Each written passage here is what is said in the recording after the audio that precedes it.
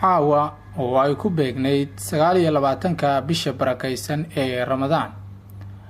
waxaa kumanaan qof ay saf u galeen salaanta Sheekh Cabdirashiid Sheekh Cali Suufi oo ka mid ah culimada loogu jecel yahay dalalka Islaamka kadib markii uu dhameeyay salaatul ilka. Sheekh Cabdirashiid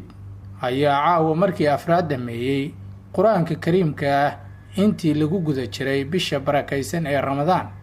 wuxuuna ku soo afmeeray duco aad u qiiro gelisay dhammaan bulshadii nasiibka u yeeshay inay kula tukadaan masaajidkan oo ku yaala xaafadda Barwa ee dalka Qatar. والله عاون نشاطكم عادي ما هي شيخ وحال سكريمي دوحنا واحد عمر سكريمي نشاطكم فعلا الحمد لله نعمة مسكت علي خير وبركة جينا لتقدر الله نوافج لتقدر الله كان خير بنبر جينا ما شاء الله ما شاء الله.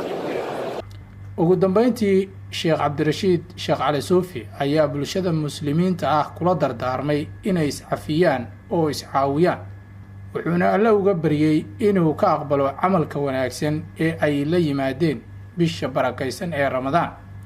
wuxuuna xasuusiyay inay halkaasi ka sii wadaan. walaalkiin Axmed Darwish oo idin leh